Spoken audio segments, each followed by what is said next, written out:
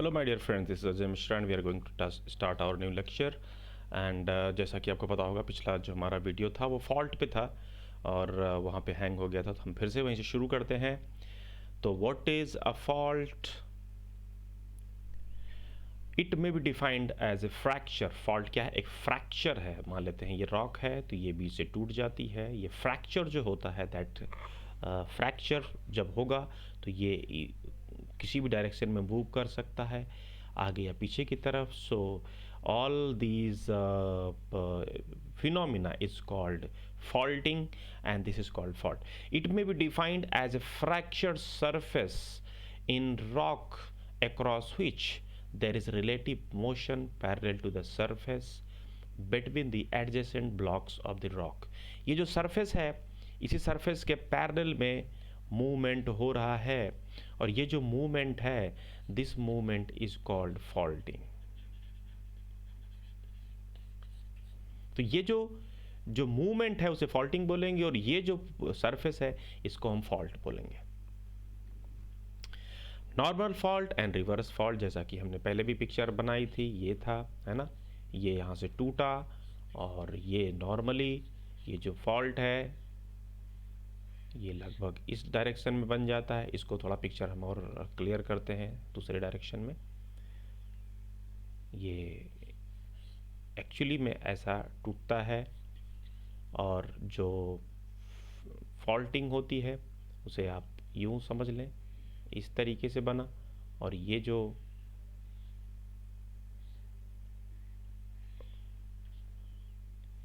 Tension की वजह से जो ये फॉल्टिंग हो रही है, ये टेंशन की वजह से देखो दूर दूर जा रहा है। टेंशन मतलब दूर से खिंचाव हो रहा है इनमें, तो this is called normal fault.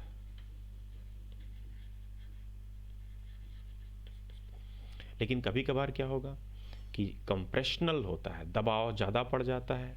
मतलब ये तो टेंशन था, दबाव की वजह से बन जाता है।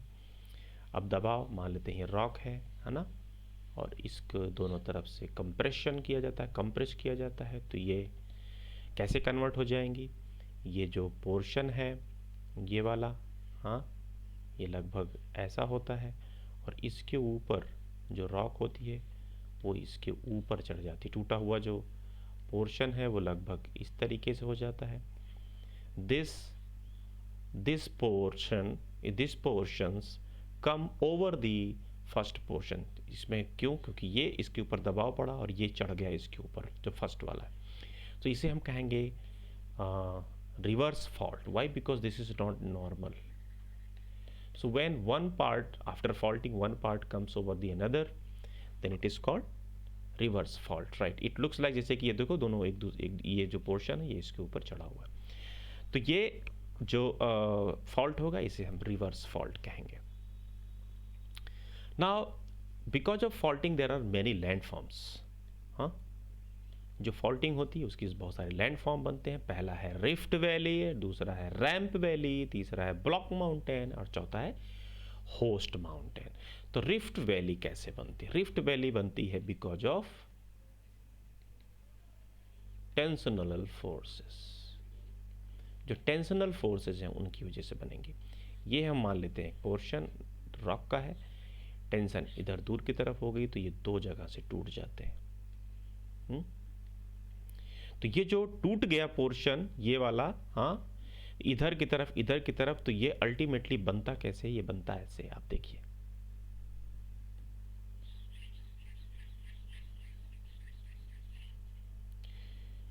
ये बनता ऐसे है।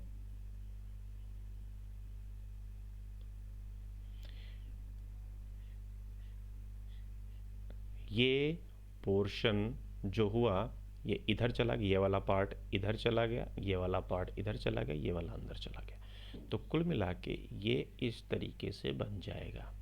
और ये जो वैली है ये वाली, this is called rift valley. तो it is because of tensional forces when middle portion goes down, then this is called rift valley. So this middle portion, because of what? Because of tensional forces, then this is called rift valley. This is the first case, case 1. So Rift Valley, how it is formed? It is formed when there is a tensional force on the rocks and one portion goes left, another portion goes right, and the middle portion goes down, and this down going portion creates a valley called Rift Valley. The example of Rift Valley is Dead Sea. Dead Sea के बारे में आपने सुना होगा, Jordan में है ये dead सी जो है वो रिफ्ट वैली में ही है। अफ्रीका के रिफ्ट वैली के बारे में भी आप लोगों ने सुना होगा। Now what is ramp valley? Ramp valley will be created because of compressional forces. इधर की तरफ जोर लग रहा है, इधर की तरफ जोर लग रहा है, दो जगह से क्रैक आ गया। हाँ, और ये पोर्शन इधर की तरफ उठ गया, ये पोर्शन इधर की तरफ उठ गया, बीच का खाली रह गया, तो अल्टीमेटली जो बनेगा पोर्शन वो ऐसा फिर बनेगा, लेकिन इस बार इसके नीचे जाने से नहीं बना, ये पोर्शन नीचे जाने से नहीं बना, बल्कि इन दोनों के ऊपर उठने की वजह से बना। तो ये दोनों के ऊपर इधर से बल लगा, इधर से फोर्स लगा, और ये दोनों ऊपर उठ गए, बीच में खाली रह जगह बची थी, इसको वैली बोलेंगे, और this valley is called ramp valley. जो हमारी ब्रह्मपुत्रा है, Brahmaputra valley is ramp valley. Example आपको याद रखना है। तो ramp valley is created because of compressional forces. Now what is block mountain? What is block mountain? अब ब्लॉक माउंटेन, अब देखो एक माउंटेन बनेगा। अभी तक तो वैली बन रही थी। वैली कैसे होती है? ऐसे होती है। हाँ, ये बीच में गैप होगा, दैट्स कॉल्ड वैली। माउंटेन कैसा होगा? ऐसा उठा हुआ भाग रहेगा। ठीक है, उठा हुआ भाग रहेगा। चलो देखते हैं कि ब्लॉक माउंटेन और होस्ट माउंटेन कैसे बनते हैं। ब्लॉक माउंटेन की खास बात क्या होगी? इसमें भी ऐसे ही पोर्शन रहेगा। इसमें टेंशनल फोर्सेस लगेंगी, दो जगह से ये टूट जाएगा, मिडिल पोर्शन वहीं रहेगा, ये दोनों पोर्शन चले जाएंगे नीचे। तो कुल मिला के जो बनेगा वो यूं बन जाएगा। ये वाला पोर्शन नीचे चला गया। Why? Because of tensional forces. This mountain, ये उठा हुआ जो भाग होगा, this will be the raised part, this will be called as block mountain. तो ब्लॉक माउंटेन में जो मिडिल पोर्शन है that will remain at its place, that will remain at its place, और साइड वाले जो दोनों पोर्शन है ये नीचे की तरफ चले जाएंगे। तो this mountain will be called as block mountain. जब मिडिल पोर्शन वहीं पे रहे और दोनों के साइड के पोर्शन नीचे चले जाएं, then that will be called as block mountain. Middle portion will be blocked. Okay, now what is horst mountain? फिर से देखते हैं यही चीज। ये कंप्रेशन होगा दोनों तरफ, ये टूट जाएगा और बीच का पोर्शन निकल के बाहर आ जाएगा। इस बार क्या हुआ? ये पोर्शन यहीं रह गया और ये पोर्शन बाहर निकल के आ गया। This time this portion came up, right, because of compressional forces, right. So this will be called as host mountain.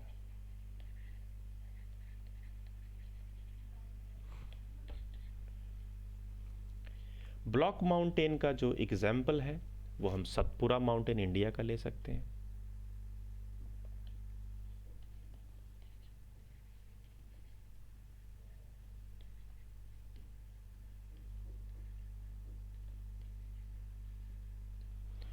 Host mountain का जो एग्जाम्पल है उसे हम लिख सकते हैं हर्स्ट माउंटेन इन जर्मनी।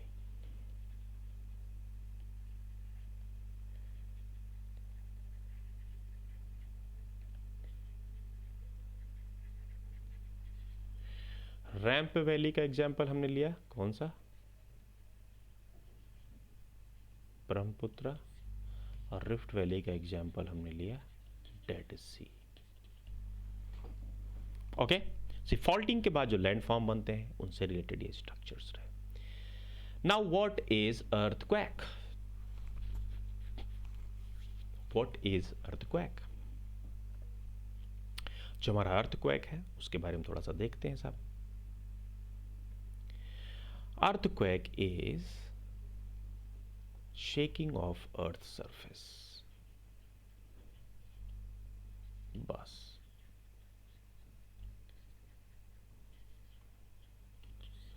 अब जरा सोच के देखो, इस प्लेट पे आप घर बना करके रह रहे हो,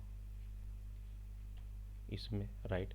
ये प्लेट में कुछ भी हलचल होती है तो यहाँ पे भी कोई हलचल होगी, ये प्लेट चलेगी, रॉक है ना, इस पे दो प्लेट्स अब टकरा रही हैं ऐसे आकर के, यहाँ पे जो एनर्जी होगी वो एनर्जी रिलीज होगी, यहाँ पे मूवमेंट आएगा, अर्थ को कहीं भी किसी भी पोर्शन में आ सकता है, तो इसमें शेकिंग होगी, इस जो अर्थ की क्रस्ट होगी, और इस शेकिंग को ही हम अर्थक्वेक कहते हैं। नाउ दिस अर्थक्वेक को हम कुछ इस तरीके से देख सकते हैं। अर्थक्वेक पे मान लेते हैं इस जगह पे रॉक टूटती है, तो जिस जगह पे अर्थक्वेक आता है, जहाँ पे उसका जो सेंटर है वो सिचुएटेड रहता है, तो इस सेंटर को हम बोलते हैं फोकस। इसका दूसरा भी नाम है जिसको हम बोलते हैं हाइपोसेंटर। फिर आपको पता चल गया होगा कि बहुत सारे वेव्स निकलती हैं, सीस्मिक वेव्स, जिनको हम कहते हैं पी वेव्स, एस वेव्स। हाँ, याद होगा बॉडी वेव्स के बारे में। ये जो निकलती हैं तो सबसे पहले जिस पॉइंट पर पहुंचती हैं निकलने के बाद, इसको हम बोलते हैं एपी सेंटर।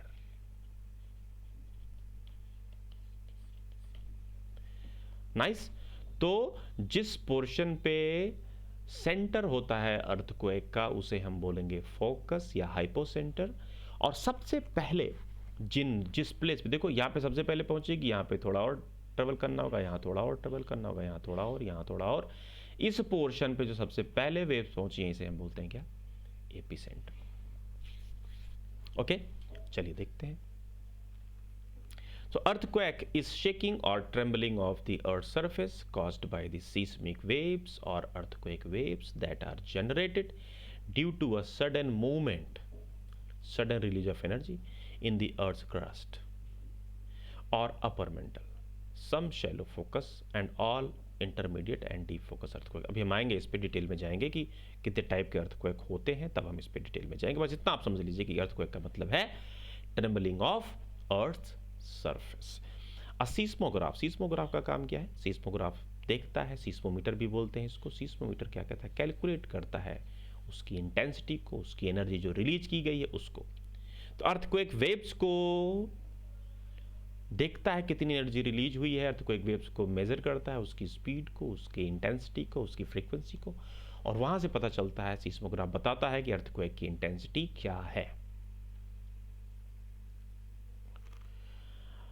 तो ये है the point where the energy is release is called the focus और हाइपोसेंटर, जो कि हमने पिक्चर बना दिया था हाइपोसेंटर के बारे में। हाइपोसेंटर पता है, हाइपोसेंटर को फोकस भी कहते हैं।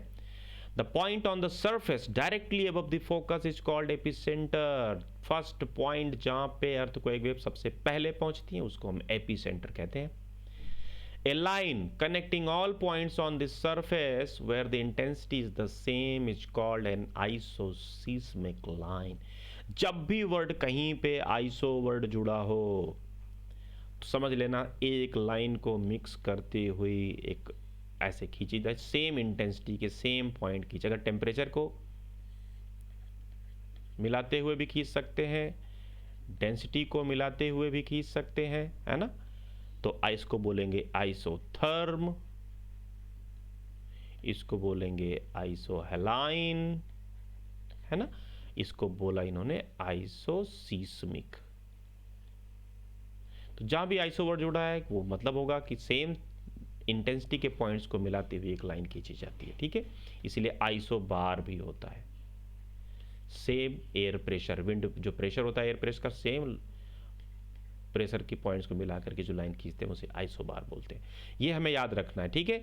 आइसोथर्म क्या है? Same temperature. Isohaline same density जो कहते हैं उसको, जो वाटर की होती है। और इसके बाद आइसोसीस्मिक एंड देन आइसो बार।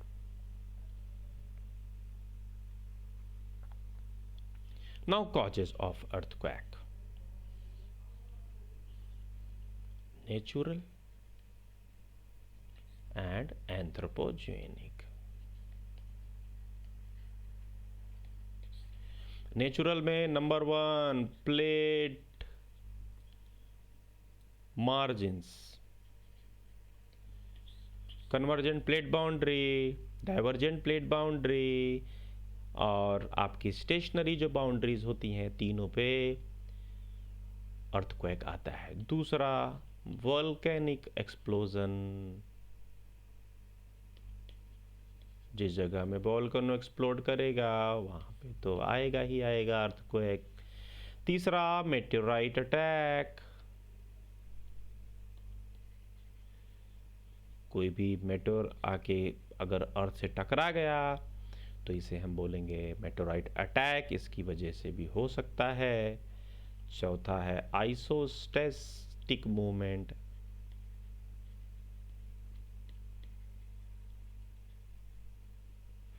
बहुत बार क्या होता है कि हिमालय में upward and downward isostatic balance को मेंटेन करने के लिए, टू मेंटेन द बैलेंस,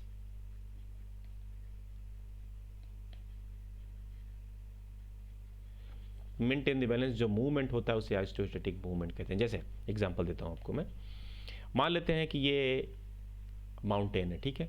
इस माउंटेन के ऊपर बहुत सारे आइस शीट लदी हुई है। इस आइस शीट क्या कर रही है, इधर की तरफ फोर्स लगा रही है और उसी के equal and opposite direction force नीचे से भी लग रहा है। अब मान लेते हैं ग्लोबल वार्मिंग की वजह से ये शीट पिघल जाती है। अब ये तो पिघल के पानी बन के चली गई, ये मूवमेंट नीचे की तरफ क्या हुआ, रिडक्शन होने लगा, रिडक्शन। लेकिन ये तो उतना ही लगाए पड़ा है, सिंपल सी बात है, ऊपर की तरफ अगर लगेगा तो इस पे क्या होगा, जो हमारा ये माउंटेन है ये ऊपर की तरफ उठेगा और ऊपर की तरफ जब उठेगा तो इसे बोलेंगे आइसोस्टेटिक बैलेंस। और आसपास के, मान लीजिए आप यहाँ घर बना के रह रहे हो तो आप हिलेओगे और इसकी वजह से बोलेंगे अर्थक्वेक आया। ओके, तो आइसोस्टेटिक मूवमेंट की वजह से भी अर्थक्वेक आएगा। तो ये था आपका जो नेचुरल कॉजेज है, और भी अगर आपको याद आते हैं तो आप उसको भी देख सकते हैं। Now let's go for the anthropogenic causes. Anthropogenic में क्या क्या हो सकता है। Number 1 reservoir, dams. आखिर ये जो डैम्स होते होंगे ये किस तरीके से करते होंगे भाई, अर्थक्वेक कैसे होता होगा, चलिए बताते हैं। ये मान लेते हैं एक डैम है, ठीक है ना, यहाँ पे पानी भरा हुआ है बहुत सारा, और ये वाटर क्या करेगा, इसके ऊपर पूरा प्रेशर डाल रहा होगा। ये रॉक जब तक झेल पाया तब तक तो झेल पाया, अगर नहीं झेल पाया तो ये यहाँ से टूट जाएगा, और जब ब्रेक होगा तो आसपास के एरिया में जो लोग रहते हैं, हाँ, ये रॉक ये इधर नीचे जानी चाहेगी, ये ऊपर रहेगी, तो ये रॉक जो नीचे सरकेगी तो जो आसपास के लोग हैं उनमें जो घर बने हुए हैं उन पे शेकिंग होगी, और इसी को बोलते हैं अर्थक्वेक, रेजर्वायर इंड्यूस्ड अर्थक्वेक। क्या बोलते हैं इसको, रेजर्वायर इंड्यूस्ड अर्थक्वेक, ठीक है। ये जो हमारा कोयना डैम की वजह से एक बार आया था, कोयना डैम की वजह से महाराष्ट्र में ये रिजर्वायर इंड्यूस्ड अर्थक्वेक। दूसरा, कहीं पे एटॉमिक ब्लास्ट करते हैं,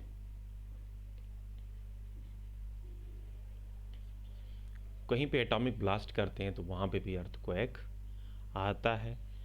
तीसरा, अगर हम बहुत ज़्यादा डिफॉरेस्टेशन करते हैं, डिफॉरेस्टेशन की वजह से लैंड स्लाइड होता है। अब इसको नेचुरल में रखा जाए या एंथ्रोपोजेनिक में रखना, आप डिसाइड कर। लैंड स्लाइड क्या है, एंथ्रोपोजेनिक भी हो सकता है और एंथ्रोपोजेनिक भी हो सकता है और नेचुरल भी हो सकता है। तो लैंड स्लाइड की वजह से भी अर्थक्वेक आता है साहब, ये भी आपको दिमाग में रखना है। तो कॉजेस क्या हुए, नेचुरल भी हुए और एंथ्रोपोजेनिक भी हो गए। ठीक है ना। तो ये दोनों कारण हो सकते हैं। इसके अलावा आपको पता है ओवर माइनिंग, बहुत ज़्यादा तेल वगैरह निकालते हैं जिससे रॉक नीचे कमज़ोर हो जाती है, बैलेंस ख़राब होता है, उससे भी संभावनाएं बनती हैं कि अर्थक्वेक उस एरिया में आ सकता है। कोल वाले एरिया में आपको याद होगा अर्थक्वेक आता है, वो ओवर माइनिंग की वजह से ही आता है वो। तो ये हो गए कॉजेस। टाइप्स देख लेते हैं। टाइप्स इनकी गहराई के हिसाब से देख सकते हैं हम type. Earthquake based on the depth और फोकस, राइट। फोकस का जो डेप्थ है उसके हिसाब से होता है। Earthquake can occur anywhere between the earth surface and about 700 kilometres below the earth surface. तो ये कुल मिला के हम फोकस, मान लीजिए अर्थ का सरफेस है, तो हम देखते हैं कि कितने तरीके के अर्थक्वेक हो सकते हैं। 0 से लेकर के 700 किलोमीटर तक अगर कोई भी घटना घट रही तो अर्थक्वेक वो ला सकती है। 0 से 70 किलोमीटर तक जो अर्थक्वेक होंगे उन्हें हम बोलेंगे शैलो अर्थक्वेक। 70 से लेकर के 300 किलोमीटर तक इन्हें हम बोलेंगे इंटरमीडिएट, और 300 से 700 के बीच में जो होंगे उन्हें कहेंगे डीप फोकस अर्थक्वेक। ये भी आपको दिमाग में रखना है, ये आप देख लीजिए यहां से। Now measuring earthquake. Measuring earthquake, दो मेजर टूल हैं जिनसे नापा जाता है। First is Richter scale and another is Mercalli.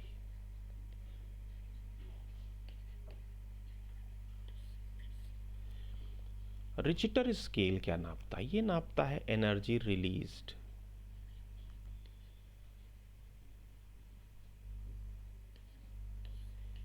Energy released यानी अगर ये अर्थक्वेक आया हुआ है, इस जगह पे आया है, तो यहां पे कितनी एनर्जी रिलीज की गई है, ये इसके बारे में बताता है। अच्छा, यहां पे एनर्जी रिलीज की, यहां पे एनर्जी रिलीज की गई, यहां पे एनर्जी, क्या सबका इफेक्ट एक ही जैसा होगा? हाँ, इस जगह पे मान लो इम्पैक्ट होना है तो एनर्जी यहां पे रिलीज हुई, तो क्या इम्पैक्ट सेम होगा जो यहां पे रिलीज होने से होगा या यहां पे होगा? नहीं। रॉक टाइप, मान लो ये ग्रेनाइट है, यहाँ पे बेसाल्ट है, यहाँ पे कोई सेडिमेंट्री रॉक है, क्या सब जगह एक ही जैसा होगा इम्पैक्ट? बिल्कुल नहीं होगा। तो Richter scale was not very practical tool.